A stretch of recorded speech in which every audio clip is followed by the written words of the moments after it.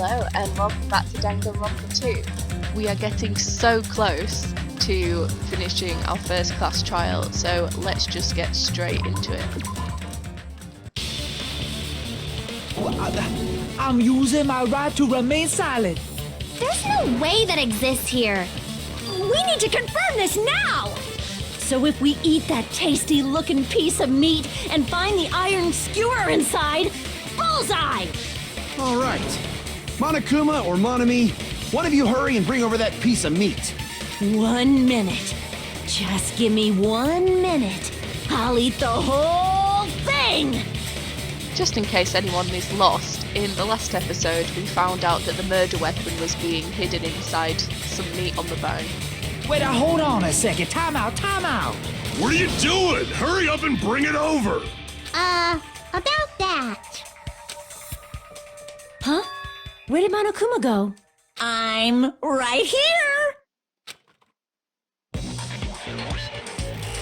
I'm already eating it! A bear that eats meat! Wait, now that I think about it, that's pretty normal. What is this? So yummy! Damn it! That's my meat! I've never eaten anything like it in my entire life! The taste brings me back to my days in the wild. This is bad. Seriously, this is really bad. My, there's something inside the meat! Look what came out! Is that an iron skewer? Check it out. The handle looks like it's made of bone. Pretty clever. The sword of destruction, encased in bone and sheathed in meat, it brought catastrophe unto Byakuya. As expected of Teruteru. Such a fantastic weapon from the ultimate chef. You're wrong. I'm not the killer. I'm not the kind of person who would kill someone. I got it. You all set me up. You guys set me up so you could blame this on me. Jeez, what a disappointment. Such an unseemly defense for an ultimate like you. Can you really call that hope? Hey, Nagito. I'm sorry, but can you just be quiet? Amazing.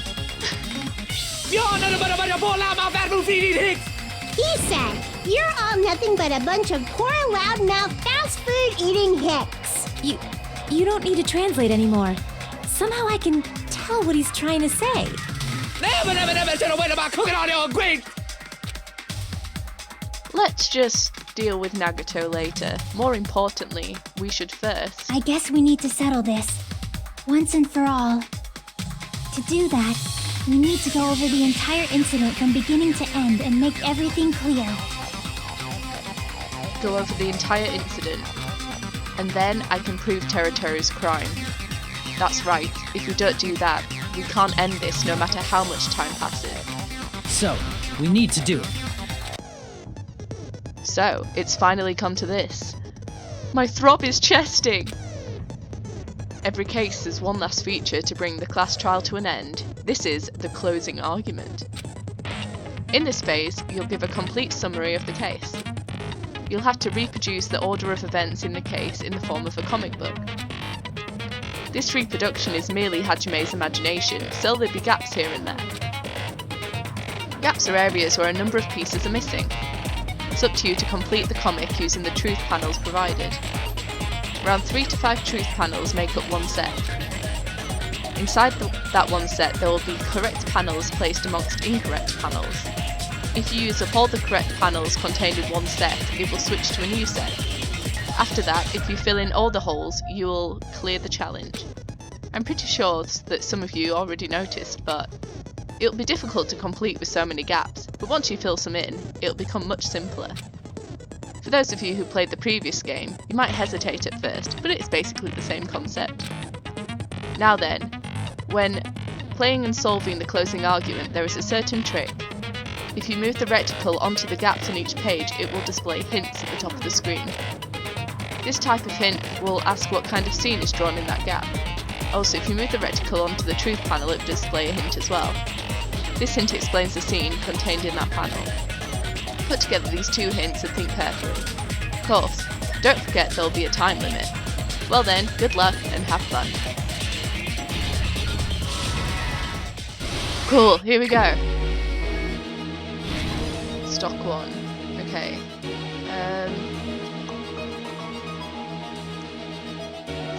So I'm guessing. Yes. Okay.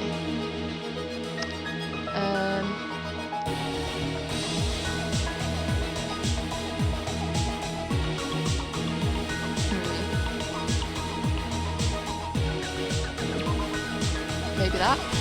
Yes. Okay.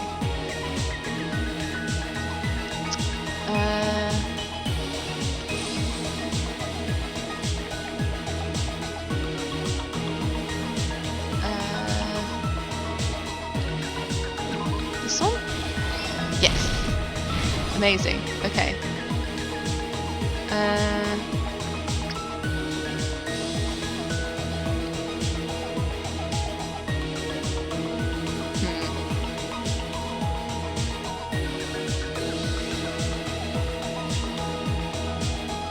So he turns on the stove and uses it. No, okay. Not that then.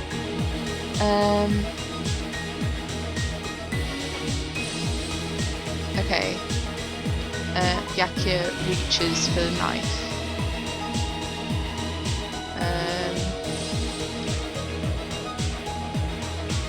Okay.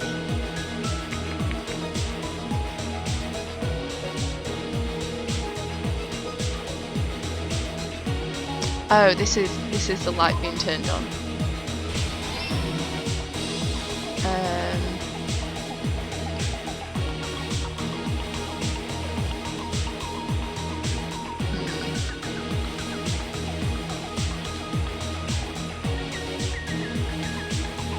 This is difficult.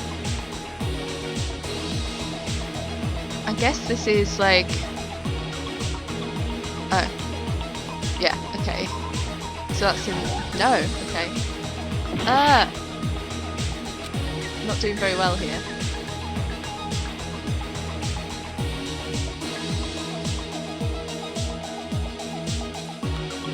Oh, so he peers out. Yeah, there we go. Okay.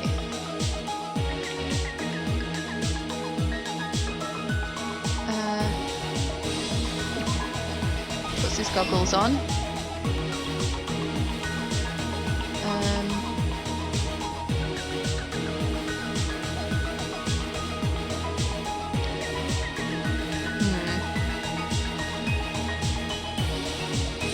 This. Storage room before the blackout.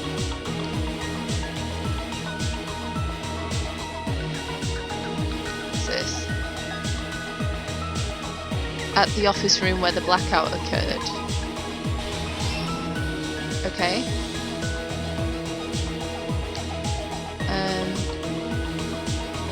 Who did Byakuya see? So that's a bit different.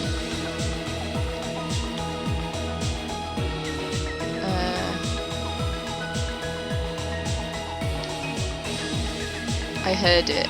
Okay, so that's that.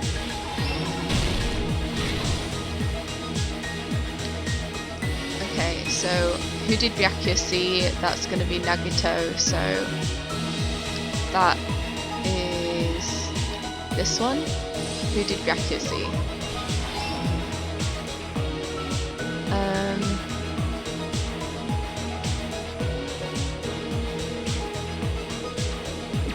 This? Yes, okay. And then a sheet is the last one.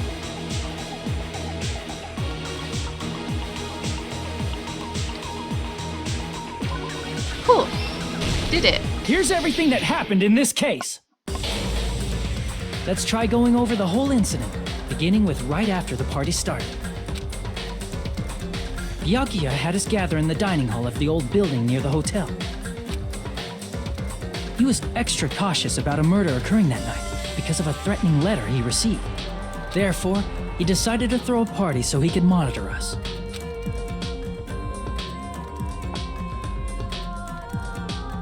Though one person didn't come, the rest of us assembled at the dining hall, and the party was underway. But at that time, the trap set by a certain someone was already in motion. They plugged 3 irons into the outlets in the storage room, which nearly capped the power usage. Additionally, they prepared something else that would activate at 11:30 p.m.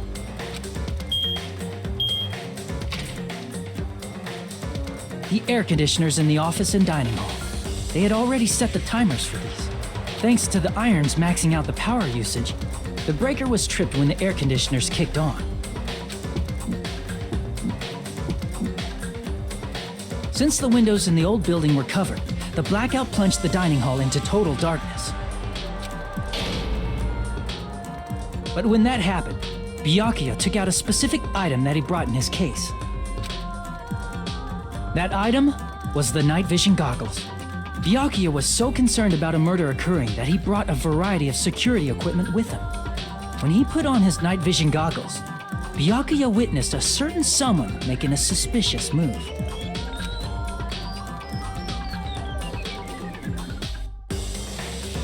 He saw Nagito guiding himself with the desk lamp's power cord so he could get under the table. That's right, everything up to that point was all part of Nagito's plan. The murder warning to Byakuya, the source of the blackout, it was all Nagito.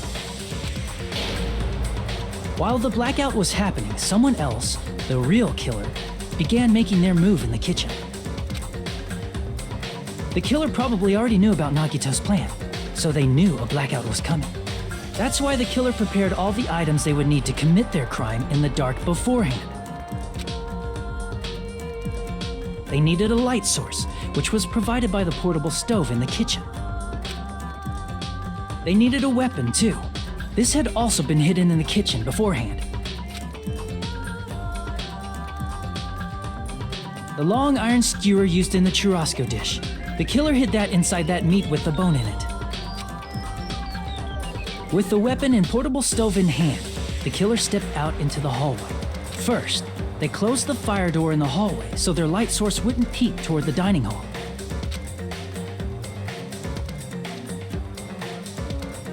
Then, guided by the light, the killer headed toward the storage room and grabbed a specific item. That's right, a tablecloth to block the blood splatter. With this, the killer finished their preparations and snuck under the floorboards through the secret passage. They probably turned off the portable cooking stove at that point, or left it near the entrance of the door. The floor in the dining hall is full of gaps, so there's no way they could have safely held a light source.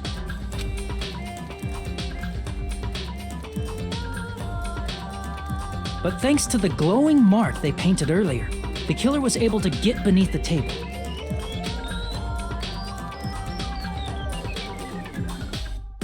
Under the table, Byakuya found the knife that had been hidden there. If only he had retreated, he probably wouldn't have gotten killed, but he had to retrieve that knife. And at that moment, the killer lurking beneath the floorboard stabbed straight up with the iron skewer.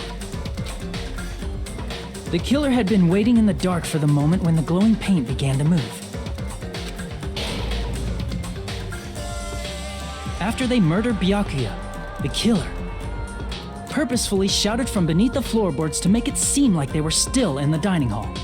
Afterward, they came out from underneath the floorboards and rushed back to the kitchen. And then, after hiding the murder weapon in the kitchen, they rejoined the group as if nothing had happened. There's only one person who would have been able to commit this crime, especially if that person is someone who'd think of an unexpected way to hide a weapon inside food.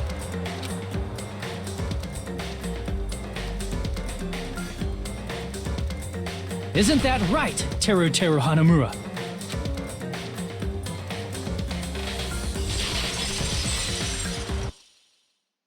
That's what happened. How about it? Did I get anything wrong? Okay, amazing. So we're gonna leave this episode here. Now that everything's cleared up, the ending bit is just going to be all the little bits and pieces leading up to Teruteru's punishment. So that's a very exciting place for us to leave it now, so we can see all of that in the next episode. So thank you so much for watching. I hope you enjoyed it, and I will see you next time. Bye for now.